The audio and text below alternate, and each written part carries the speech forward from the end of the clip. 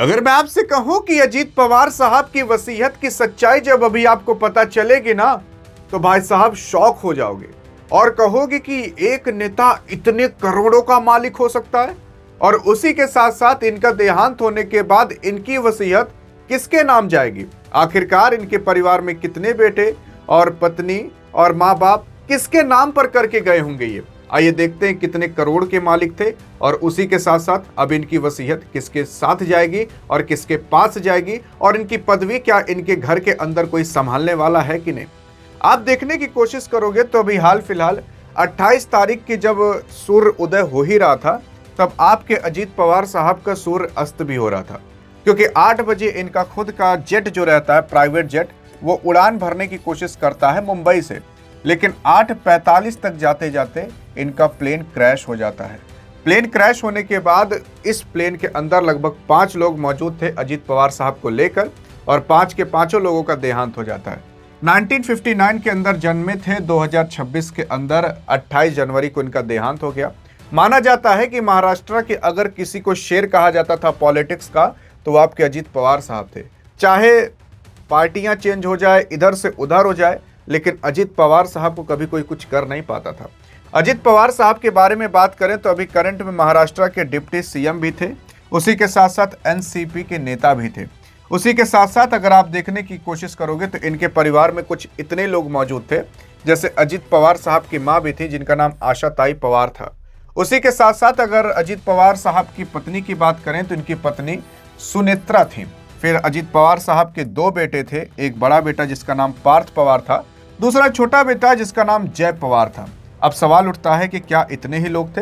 हाँ, इनके निजी लोग अभी इतने ही थे, लेकिन परिवार में जैसे चाचा होते हैं, चाचा की बेटी होती है, और भी लोग थे, उनके बारे में भी चर्चा करते हैं। और इनकी वाइफ अभी क्या थी, इनके बेटे अभी क्या कर रहे हैं, उसके बारे में जानने की कोशिश करोगे तो देख सकते हो इनकी पत्नी सुनेत्रा पवार जो थी वो सामाजिक कार्य से जुड़ी हुई थी, 2024 के राज्यसभा सांसद भी बनी थी।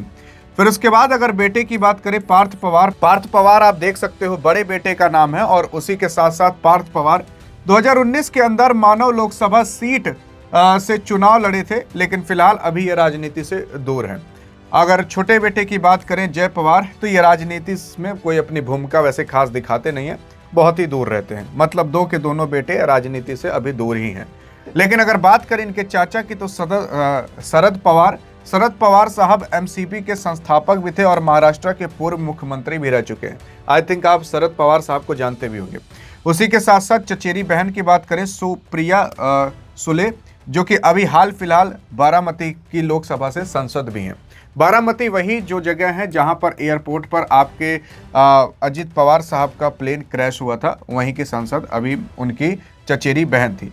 लेकिन अब सवाल ये उठता है कि इनके परिवार में लगभग आप देखोगे सब कोई ना कोई कुछ कर ही रहा है। चाचा इनके मुख्यमंत्री रह चुके थे, ये अभी डिप्टी सीएम थे, इनकी चचेरी बहन जो थी वो सांसद थी और इनकी पत्नी भी सांसद थी। लेकिन अगर देखा जाए तो ये कितने के मालिक थे और क्या क्या चीज़ें इनके पास थी, भाई साहब अब आप दिल थाम कर बैठ जाइएगा और आप यकीन करने के लिए भी बैठ जाइए कि इतना पैसा भी किसी के पास हो सकता है, वो भी एक नेता के पास। लेकिन आप कहोगे कि कहीं से उठा लिए होगे, आप झूठे बता दोगे। नहीं, हम कहीं से नहीं उठाए हैं। अगर आपको चेक करना हो तो आप जाकर चेक कर सकते हो। असल में जब भी कोई भी नेता चुनाव लड़ता है तो उसे अपने चुनाव आयोग को पूरी की पूरी प्रॉपर्टी के बारे में डिटेल बतानी पड़ती है। तो सन 2024 के अंदर जब इलेक्शन हो रहे थे तो इन्होंने भी इलेक्शन कमीशन ऑफ इंडिया को अपनी पूरी की पूरी प्रॉपर्टी का लिख कर दिया था कि देखिए भाई साहब, अभी हमारे पास इतने ट्रक, इतने ट्रैक्टर, इतनी गाड़ियाँ, इतने फलाना चीज़ें हैं। आइए हम वही बताते हैं कि आखिरकार इन्होंने क्या क्या लिख के दिया था। देखिए, कागज पर लिखा हुआ और वास्तविकता वाला दोनों अलग होता है। बहुत से लोग होते हैं जो कि वास्तविकता में कहीं दूसरे देश में कुछ लिए हैं, यहाँ वहाँ स्विस बैंक में रखे हैं, वो सारी चीज़ें नहीं काउंट की जाएगी क्योंकि वो सारी चीज़ें बताया नहीं जाता। लेकिन जो बताया गया है वही सुनकर आप हैरान हो जाओगे। जैसे कि इनके पास लगभग 75 किलो से ज़्यादा चांदी थी। हाँ जी, अब 75 किलो आप सोच सकते हो। और चांदी का दाम तो अभी साल 2 साल में 2-3 गुना भी हो गया है। और अजीत पवार के करीब लगभग 124 करोड़ रुपए की संपत्ति थी। 124 करोड़ वो हैं जो कि कॉपी में नोट है, जो कि जनता और दुनिया को पता है। और उसी के साथ साथ आप देखने की कोशिश करोगे अजीत पवार के परिवार के पास कुल अभी अगर उस समय बात करें 2024 के हिसाब से तो लगभग 14.12 लाख रुपए कैश थे। अजित पवार के पास जो बॉन्ड्स थे और डिवेंचर्स थे उसमें भी कुछ अलग अलग प्रकार से इन्होंने कंपनियों में शेयर खरीद कर रखे थे, मतलब अलग अलग कंपनियों के शेयर भी खरीदे थे। 55 लाख रुपए से ज्यादा की रकम में निवेश की थी, किसके अंदर, इन्हीं सब शेयर के अंदर। वहीं इनके नाम पर 1 करोड़, हाँ जी हाँ, 1 करोड़ से ज्यादा LIC पॉलिसी भी थी। मतलब अब अगर आप यहीं पर देखने की कोशिश करोगे तो 124 करोड़ तो यहीं आ जाता है, और उसके बाद देख सकते हो लगभग करोड़ों में ही डील हो रही है। और अगर अजीत पवार साहब की पत्नी की बात करें तो इनकी पत्नी के नाम पर लगभग 44 लाख से भी ज्यादा की LIC की पॉलिसी थी। अजीत पवार के पास 3 ट्रेलर और उसी के साथ साथ टोयोटा कैमरी, होंडा CR-V और ट्रैक्टर भी थे। उसी के साथ साथ आप देखने की कोशिश करोगे तो इनके पास को लगभग 21.50 किलोग्राम की चांदी की मूर्तियां भी थी। इनकी पत्नी के पास कुल 35 लाख से ज्यादा की चांदी के बर्तन भी थे। जबकि खेती की वैल्यू अगर देख ली जाए तो मतलब कॉमर्शियल रेसिडेंशियल भी होती है, तो कुल मिलाकर 50 करोड़ से ज्यादा की थी। और ये सारी जानकारी चुनाव आयोग में लिखी हुई है। और उसी के साथ साथ इनके पास बताया जाता है कि जो 28 कैरेट होता है ना हीरा, वो भी था, और कई किलोग्राम सोने भी थे। और उसी के साथ साथ कई मतलब करोड़ों के हाउस भी थे, चाहे रेसिडेंशियल हाउस कह लो चाहे कॉमर्शियल हाउस कह लो, तो उन दोनों का मिलाकर भी लगभग 50 करोड़ पहुंच जाता है। तो लगभग कई 100 करोड़ के आपके अजित पवार साहब मालिक थे। लेकिन अब सवाल ये उठता है कि आखिरकार ये सारी चीजें बनाए कहां से?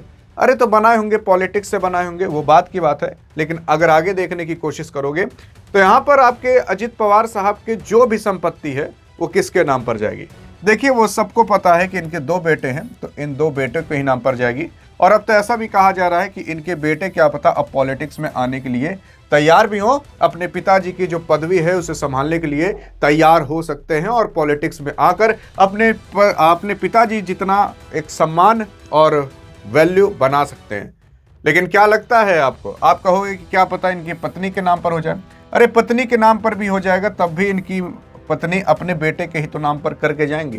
तो इनडायरेक्टली आप ऐसा सोच सकते हो कि इनके बेटे के ही नाम पर ये 2 टुकड़ों में डिवाइड हो सकता है। और जितनी प्रॉपर्टियां थी लगभग मैंने आपको बता दी। वो प्रॉपर्टियां, जो प्रॉपर्टियां कागज में नोट है और जो नहीं नोट है, उसके बारे में आप और हम कुछ कह भी तो नहीं सकते। लेकिन क्या लगता है कि आपको कितनी की प्रॉपर्टी और कितनी की संपत्ति होगी आपके अजित पवार साहब के पास? देखते हैं क्या कहते हो। अधिक जानकारी चाहिए तो इस वीडियो में मिलते हैं। तब तक लिए जय हिंद और जय भारत।